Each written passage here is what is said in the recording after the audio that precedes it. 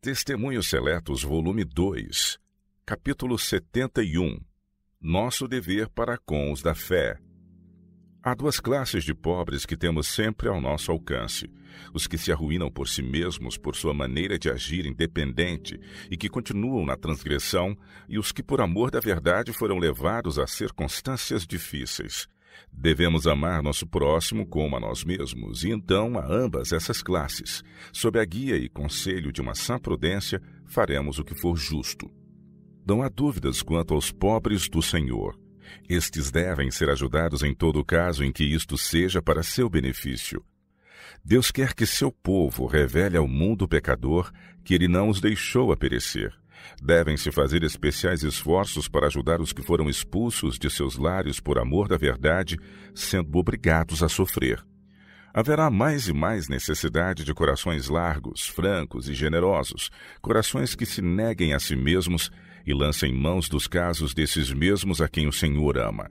Os pobres entre o povo de Deus não devem ser deixados sem providências às suas necessidades. Cumpre encontrar algum meio pelo qual possam ter a subsistência.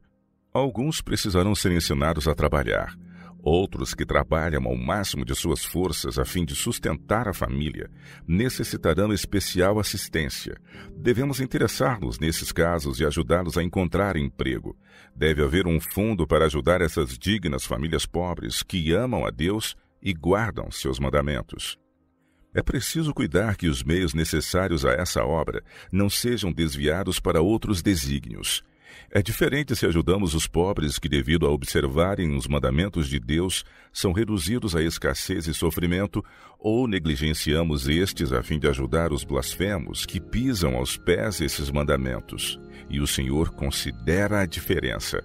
Os observadores do sábado não devem passar pelos necessitados e aflitos do Senhor e tomarem sobre si o sustentarem os que continuam em transgressão da lei de Deus, os que estão sendo educados a esperar auxílio de quem quer que for que os sustente.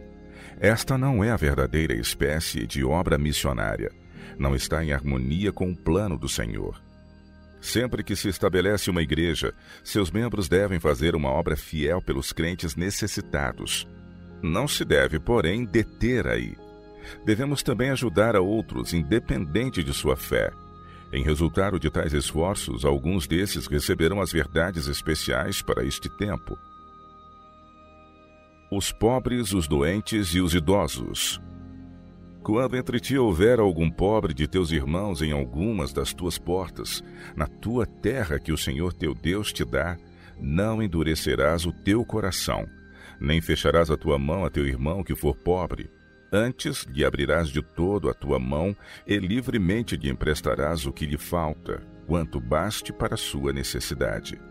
Guarda-te que não haja palavra de Belial no teu coração, dizendo: vai se aproximando o 7º ano, o ano da remissão, e que o teu olho seja maligno para com o teu irmão pobre e não lhe des nada, e que ele clame contra ti ao Senhor e que haja em ti pecado.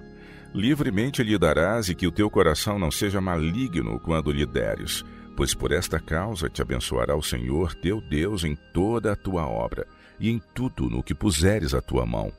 Pois nunca cessará o pobre do meio da terra, pelo que te ordeno, dizendo: livremente abrirás a tua mão para o teu irmão, para o teu necessitado, e para o teu pobre na tua terra.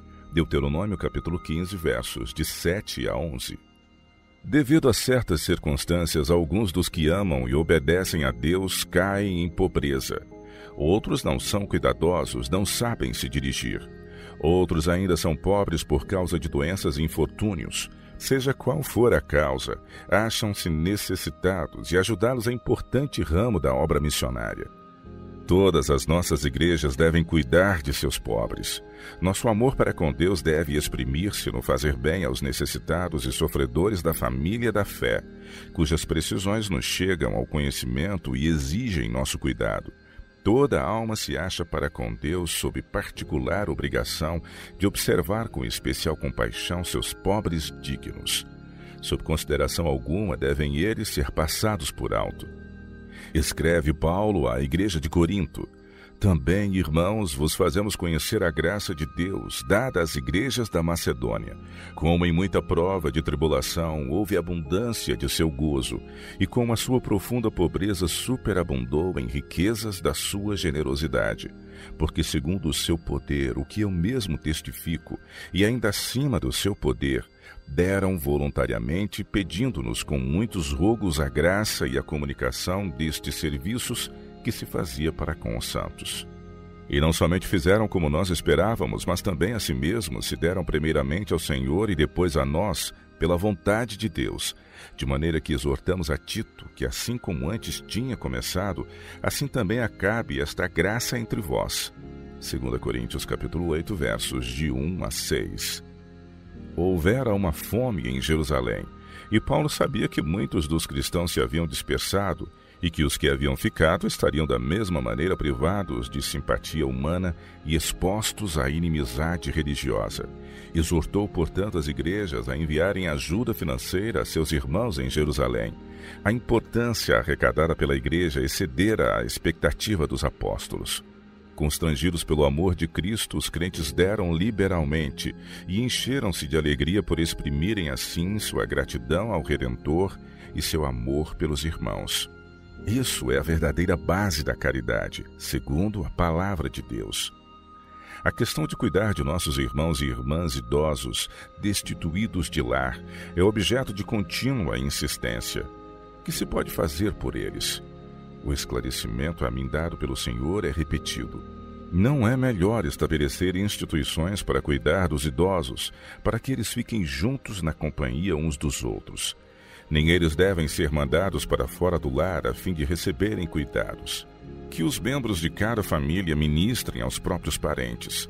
Quando isto não é possível, essa obra pertence à igreja e deve ser aceita igualmente como dever e como privilégio. Todos os que têm o Espírito de Cristo hão de considerar os débeis e idosos com especial respeito e ternura. Deus permite que os pobres se achem dentro dos limites de toda a igreja.